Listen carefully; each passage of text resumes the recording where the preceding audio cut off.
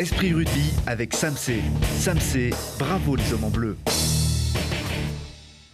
Esprit Rugby avec Grenoble-Alpes Métropole.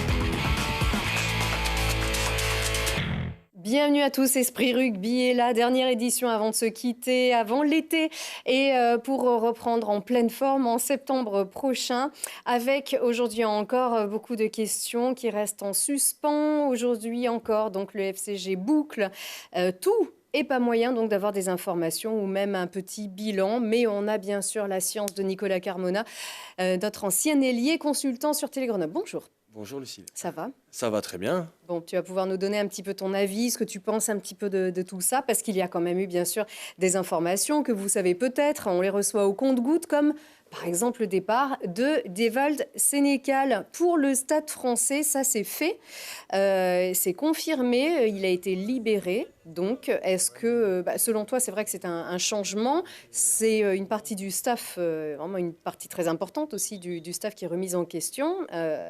Stéphane Glack qui devient entraîneur principal, entraîneur en chef. C'était un bon changement ? Après, c'est vrai qu'il avait re-signé il n'y a pas si longtemps que ça avec Stéphane Glas pour au moins 1 voire 2 saisons supplémentaires. Donc on pouvait s'attendre à ce qu'il reste au départ. Après, c'est vrai que une descente, c'est pas facile à gérer. Encore moins qu'une montée, parce que la montée, il y a une dynamique un peu positive. Là, il faut quand même structurer et stabiliser. Et le changement, on peut dire que des fois, ça fait du bien. Donc voilà, après, il a décidé de partir, le club l'a libéré. Ils ont fait un choix. Après, ils ont stabilisé le reste du staff, ce qui est important, avec Cyril Villain, avec Jérôme Vernet et Stéphane Glack qui sera entraîneur principal. Jean-Noël Perrin. Voilà, Jean-Noël Perrin pour la mêlée, bien sûr. Il y a un staff important et je pense qu'il fonctionne quand même bien. Donc c'était important de stabiliser quand même. Ça veut dire que ça pouvait aussi ne pas très bien se passer aussi. Ce sont les rumeurs, les questions qui se posent aussi. Oui, ça peut être une réponse à des choses qui se passent en interne. Après, des désaccords parfois. Voilà, c'est ça. En tout cas, c'était pas palpable du tout. Non, c'était pas palpable. Après, de manière très très correcte. Voilà, après, il a fait rapidement le choix de partir. Donc, ça a été aussi décidé rapidement et communiqué rapidement qu'ils partent. Donc voilà, il manque dans ce staff un entraîneur des avants. Alors, la rumeur, et qui a donc, c'est même une information, du Dauphiné libéré d'ailleurs, le choix numéro 1, ça serait Sylvain Bégon. Le retour donc de celui qui, pendant 7 ans et demi, a été à la barre des avants et qui donc a été remercié en décembre 2015.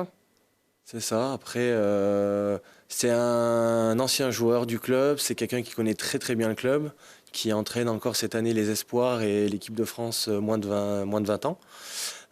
Donc une très bonne chose pour toi, en tout cas, ça serait un super choix. Personnellement, je trouve que c'est quelqu'un qui connaît le club, qui va amener aussi des valeurs du rugby et des valeurs du club. Quelqu'un qui connaît le club et qui connaît le rugby avec de l'expérience. Je pense que ça serait une bonne chose pour le FCG de repartir avec Sylvain en entraîneur devant. Ouais, il est déjà passé par des situations très compliquées. Il avait rejoint le FCG, c'était la 2e année de Pro D2, donc après la fameuse descente en Fédéral 1. Franck Corillon avait entraîné avec Jeff Martin-Culé 1 an, et puis Sylvain était arrivé les saisons d'après. Et puis avec le staff Landreau, donc ils ont vraiment réalisé le boulot qu'on connaît pour remonter le club en top 14, et en plus s'y installer quand même pendant 5 ans. Oui, c'est ça. Après, avec le professionnalisme, c'est vrai que il y a des mouvements, il y a beaucoup d'argent, mais revenir à des valeurs saines et à des valeurs simples, avec un Sylvain qui va entraîner devant. Personnellement, je trouve que ça serait vraiment une bonne chose pour le club. Donc, tu le sens bien. Il peut bien s'entendre avec Stéphane Glas aussi. Oui, je pense que ça peut bien fonctionner. Après, au niveau génération, ils sont de la même génération, etc. Non, ça peut faire un bon duo avec le reste du staff autour, bien sûr. Et toujours Franck Corillon, bien sûr. Et toujours Franck Corillon qui chapeaute tout ça, bien sûr. Mais non, je pense que ça peut être un bon complément au staff, sportivement et même humainement. Il n'y a plus qu'à confirmer. Tu avais joué avec Sylvain? Oui, j'ai joué avec lui. Ouais. Oui, donc non, c'est quelqu'un que j'apprécie et comme je dis, voilà, Ça remonte, je le connais aussi. Voilà, ça remonte un peu, mais je le connais aussi personnellement. Donc, je connais ses qualités rugbystiques et je connais aussi ses valeurs personnelles. Donc, c'est pour ça que je pense que ça serait une bonne chose pour le club que Sylvain puisse intégrer le staff. Mhm. Alors, des départs aussi ont été annoncés. Le départ de Mike Tadger pour Clermont, c'est surprenant ça? Ouais, c'est surprenant. C'est une bonne nouvelle pour Mike, en tout cas. C'est une bonne nouvelle pour lui. Après, ça sera un gros challenge pour lui. Après, c'est vrai que Clermont a quelques arrêts et départs à ce poste-là, au poste de talonneur. Donc voilà, ils ont fait appel à lui. Il a l'expérience. Il a l'expérience. Il va se mettre un challenge personnel voilà, à Clermont. Donc ben voilà, c'est vrai que c'était un bon vivant. C'était un joueur qui a apporté aussi de la vie dans le vestiaire. Donc c'est positif et c'est bien aussi dans un club d'avoir des joueurs comme ça. Donc ben on peut que lui souhaiter bon vent et puis voilà, et puis que Grenoble continue aussi à restructurer et à revenir dans le positif rapidement. Et la grosse question, c'est est-ce que le club va pouvoir garder Étienne Fourcade? Il y a Etienne Fourcade, il y a Gaëtan, il y a Godener, voilà. Ouais. Je Alors, cite que eux parce que c'est des joueurs voilà, des joueurs qui sont importants. Oui. Après, Fabien Alexandre l'est tout autant aussi dans le groupe. pour une dernière saison aussi. Voilà, donc Oui. voilà, il aura du cœur, il aura de l'envie aussi, donc. Voilà, tous ces joueurs, voilà, il faut quand même garder une ossature et un noyau de joueurs parce qu'on sait que la Pro D2 est de plus en plus exigeante d'année en année. Oui, alors on se pose la question, c'est vrai que la campagne d'abonnement est partie, hein, elle est lancée depuis cette semaine. Quand on regarde, alors on voit Lilian Sazras, Bastien Guillemin et Loïc Godener. Alors on se dit, si un club a du mal à conserver, enfin essaye de conserver un joueur et veut communiquer sur la saison prochaine, a priori on communique sur ceux qui feront la saison prochaine. Hein, c'est un élément de communication, ça veut dire que c'est bon signe alors pour toi? Ben oui, j'ose espérer que la campagne d'abonnement aille dans ce sens-là. Hein. Donc ça serait une bonne nouvelle avant l'heure, mais c'est vrai qu'avec avec les sirènes d'autres clubs, on n'est jamais à l'abri avec les clauses libératoires, avec toutes ces choses-là. Il y a tellement de paramètres. Il y a le joueur aussi qui prend voilà. Donc, Il y a le joueur qui prend sa décision, il y a le club qui peut accepter une décision. Il y a tellement de choses qui peuvent se passer en coulisses, mais voilà, la campagne va dans ce sens-là, pourvu qu'il reste, ça sera un atout supplémentaire pour Grenoble l'année prochaine. Loïc Godener, c'est un garçon qui faisait parler de lui et dont on parle aussi du côté du rugby tricolore. Il était peut-être censé intégrer l'équipe de France à l'automne dernier. Donc c'est quelqu'un qui, en tout cas, a des prétentions et toute légitimité pour intégrer prochainement le 15 de France. Donc est-ce que c'est une bonne chose aussi de rester en D2 dans ces cas-là? On a déjà vu des joueurs en Pro D2 qui jouent en équipe de France. Il y en a. C'est plus rare, mais ça arrive. Donc pour Grenoble, on peut souhaiter qu'il reste. Après, personnellement, voilà, il y aura peut-être des choix qu'il va faire. Ça ne va pas l'empêcher d'intégrer... Maintenant, s'il reste à Grenoble et qu'il fait une très grosse saison, et une belle montée. voilà, ça peut aussi le propulser en équipe de France et puis voilà, retarder peut-être son départ d'1 an. Voilà, on parle de Loïc qui est important. Voilà, c'est plusieurs individus qu'il faut garder, d'autres qu'il va falloir recruter pour constituer le groupe le meilleur possible. Parce que cette Pro D2 est de plus en plus dure, de plus en plus exigeante et le problème c'est que voilà, on voit Brive et Oyonnax l'année dernière qui sont descendus et qui n'ont pas réussi à remonter. Donc voilà. Alors Brive si, ça y est. Oui, bah oui, malheureusement. Donc voilà, avec ce match de barrage. Mais voilà, Oyonnax, c'est vrai qu'Oyonnax avait pris un gros coup sur la tête. C'est vrai qu'ils ont fait une belle saison, mais ils n'ont pas réussi à remonter. Et on voit que Bayonne, voilà, il y a d'autres clubs. Il y a Vannes qui est un tout petit club, mais qui monte en puissance. Donc il y a beaucoup de clubs en Pro D2 pour se battre pour cette top 14. Donc il faudra construire un staff et un club et des joueurs assez conséquents et en effectif et en qualité aussi. Pour pouvoir contrer tous ceux qui sont presque désignés pour monter la saison prochaine. Parce qu'il y aura beaucoup de concurrents. Ça va être chaud, en effet. Donc ça va être de toute façon très intéressant. Hein, on le rappelle, le niveau C'est un championnat qui est très compétitif, donc qui est moins exposé que le top 14, mais tout de même. Bon, on essaye de trouver des éléments positifs, ça c'est sûr. On a quand même, on vous le disait, beaucoup d'incertitudes. On n'aura pas les réponses avant la fin de cette saison d'Esprit Rugby. On va les laisser travailler en paix, bien sûr, ce club. On sait qu'il prépare et le budget et le recrutement. Donc c'est très difficile aussi de communiquer sur des certitudes ou même de répondre à des questions concernant le bilan. Nous, en tout cas, on sera là, bien sûr, pour la saison prochaine. Et parce qu'il faut toujours garder le sourire aussi, et bien qu'ils restent ou qu'ils partent, ça fait toujours plaisir aussi de revoir ces joueurs et de revoir leur complicité aussi tout au long de cette saison. Avec donc ces petits portraits, ils n'hésitent pas toujours à se confier devant la caméra ou à aller aussi taper quelques balles et donner quelques conseils à notre bras cassé de Télé Grenoble, Mathias. Regardez, c'est un petit best-of de cette petite saison.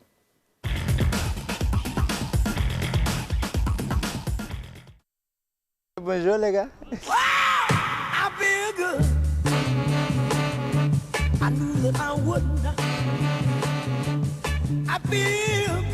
Bonjour, je m'appelle Ramon Roux. Je suis né 6 novembre 1992. C'est Ghana, Accra. Ton poste, je suis ailier. Mètre 80. Oh. Mètre 80, ouais. Mètre 80, ouais. J'ai commencé Cheetahs en Afrique du Sud. Après, j'ai joué Stormers. And now I'm here. Oh yeah, joueur FCJ. Happy, bro. I'm happy, yeah. I'm happy. Je suis un homme heureux. Ouais? Impatient, how do you say impatient? Oh, c'est je suis impatient.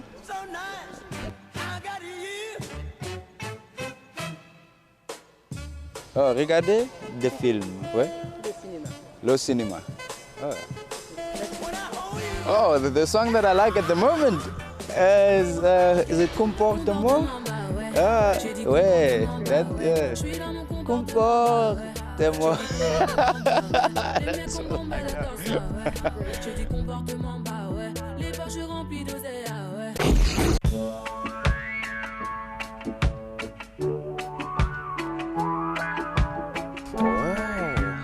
Love Don't Cost a Thing. Do you know that movie?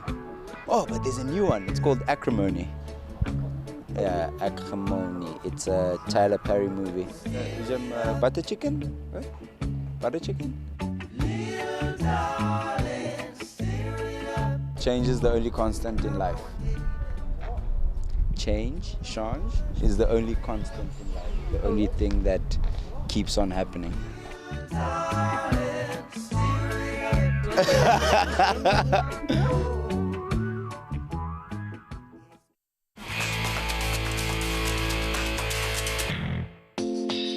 Bon, je suis peut-être un bras cassé, mais je vais vous expliquer aujourd'hui ce que c'est qu'un lift, parce qu'un journaliste, ça doit mouiller le maillot avec Dylan. Alors, qu'est-ce que c'est qu'un lift en fait? Un lift, c'est pas bien compliqué, t'inquiète pas, ça se passe en touche.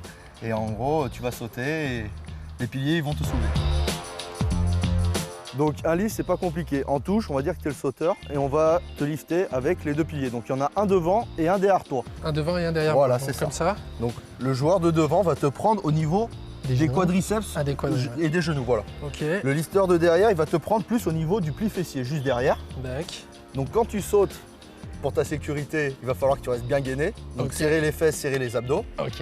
Et puis mettre une petite impulsion pour sauter. Une petite impulsion quand même. Voilà. Et après, c'est eux qui terminent le mouvement, tout simplement. Ok.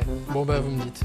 Ou c'est moi qui saute? C'est toi qui sautes. On a l'habitude d'annoncer le snap avant de sauter. Ok. Snap, c'est pour dire le mouvement se déclenche. Donc je dis snap et après j'y vais. Voilà. Allez. Ok. Snap. Hop. Oh. Ok. Donc là, tu vois, t'as un peu cambré. Ouais. Il manquait un peu de serrage de fesses, serrage d'abdos. Ouais. Et sinon, c'était parfait. On recommence. 1, 2. On recommence quoi? Encore? Ouais. Hop. Hop là. Ok, là j'ai bien les fesses serrées. Ah là, c'est parfait. Thanks guys, merci. Ah non, non, il m'a déjà fait ça tout à l'heure. Je vais vomir. Je vais vomir. C'est pas bien compliqué. Bon, c'était cool. Merci. De rien.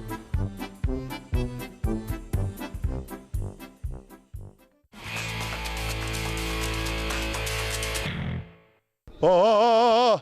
Peu de respect.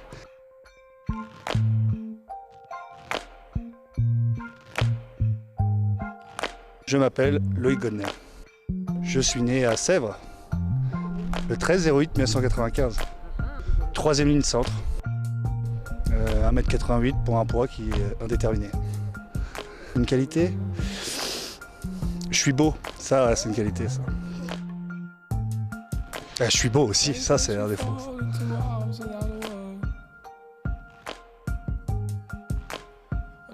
Ouais, beaucoup de passion. J'aime bien aller au lac, mais j'ai une passion, et ma copine m'en veut terriblement, c'est la PlayStation, Fortnite. Et là, par là, il y a plein de gosses qui sont aussi présents aussi, que leur vie de couple, à cause de ça, la libido, ça baisse et tout ça. Corentin Glénat là-bas, là, c'est très compliqué. En ce moment, je siffle beaucoup. Je siffle ça, là. Mais il n'y a pas de parole. Mais c'est Kid Bill, oui, non, la musique à la base, c'est dans Kid Bill, mais c'est une vieille musique et j'adore. Mais chanson que je chante en ce moment, Dja bien sûr. Aya Nakamura. Mais je peux pas la chanter parce que là j'ai un problème de corde vocale, mais plus tard. Oh Dja, voilà. Y'a pas moyen, Dja, je suis pas ta cata, Dja, genre. J'aime bien Forrest Gump, Ligne verte et La chute du Faucon noir. Pâte à la carbonara. Ça, je vais en manger tous les jours. Toujours regarder devant, jamais regarder derrière. Et profiter du moment présent.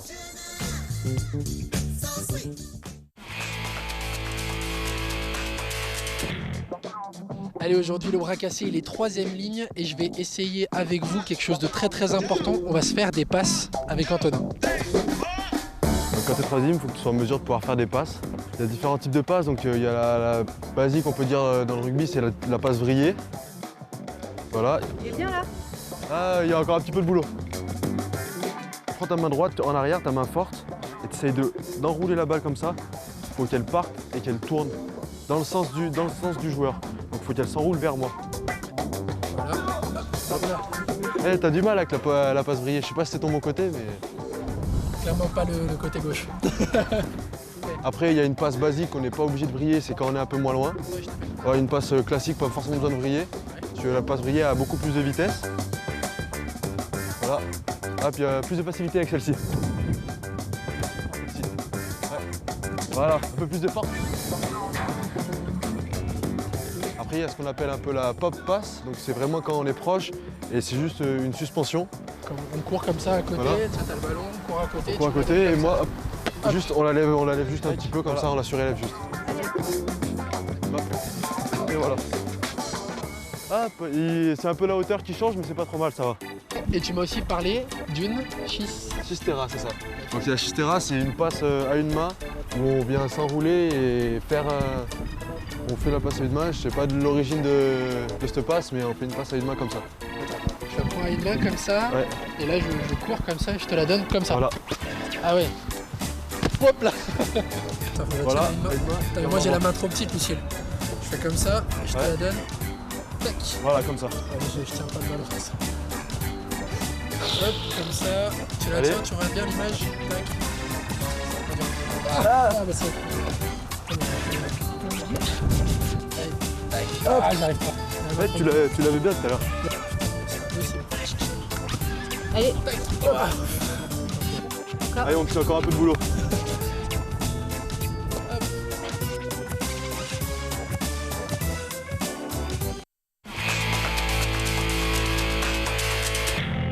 Allez, aujourd'hui le bras cassé va devenir le pied cassé parce qu'un geste important du rugby c'est le coup de pied et je vais essayer avec Corentin Glénat de tirer une pénalité. Allez mon gros, courage. Bon alors en premier, t'as ton kit, Quand le plus important, tu l'orientes face au poteau, à la marque de l'arbitre. Ton ballon, pareil, tu le positionnes sur le tee en direction des poteaux. Et après, c'est à toi de jouer. Le vent, on prend en compte aussi la courbe que va prendre le ballon, quoi. Tu prends en compte le vent, ton angle par rapport au poteau, ton écartement, et puis après, tu prends on a tous notre routine, donc tu prends tes pas, la distance que tu souhaites pour taper dans le ballon, et après, une fois que tu te places face au poteau, le but c'est de passer le ballon entre les perches. Allez, vas-y mon petit.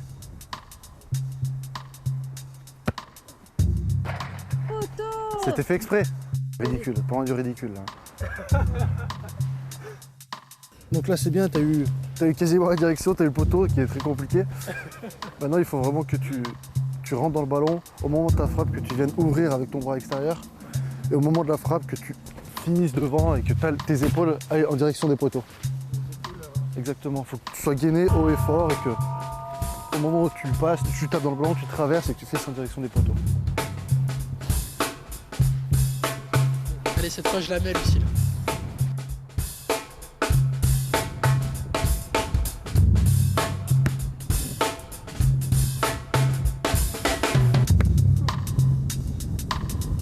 Et ben voilà, c'est bien, tu peux faire carrière maintenant.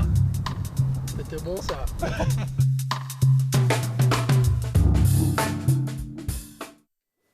Et voilà, et c'est validé par Corentin Glénat.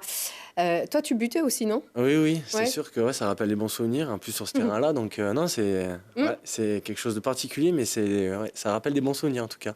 De là à ce que le club recrute Mathias, on est encore assez loin. Mais s'il peut garder Corentin Glénat aussi, ne serait-ce que pour la bonne humeur sur le terrain, ça serait déjà une très bonne chose. C'est l'heure de se quitter. Juste, tu vas retrouver pas mal de tes d'anciens, même concurrents, pas forcément coéquipiers, mais concurrents, dans quelques jours. Oui, c'est ça, des anciens coéquipiers et des anciens adversaires. Où ça? Donc à Nouméa, donc pour la RK1 Classic Rugby Cup. Donc c'est la deuxième édition cette année. Et voilà, ça a réuni une sélection de joueurs donc avec la France, les Fidji, l'Australie et les All Blacks, avec des joueurs de plus de 33 ans qui ont joué donc à haut niveau ou international. Donc un beau voyage et puis des beaux matchs en perspective. Donc avec Rida Jauer notamment, ancien grenoblois. Donc voilà, je vais ramener plein de souvenirs comme l'année dernière, donc c'est cool. Et super. Et puis il y a même des anciens coéquipiers d'ailleurs que tu retrouves pour d'autres nations. Ouais, ça va être chouette. Tu nous envoies des petites vidéos, on compte sur toi, parce qu'on te retrouve donc la saison prochaine. Oui. À Renage, joueur, entraîneur, on ne sait pas. On est encore en plein dans les tractations, donc on ne dira pas. On n'a aucune info. Merci en tout cas de ta fidélité. Et puis on embrasse Fabien Gégène-Bacher, bien sûr aussi, qu'on a eu ici tout au long de la saison. Et puis merci à vous tous, encore une fois, de votre fidélité. Restez avec nous pour la saison prochaine et avec le FCG. Au revoir.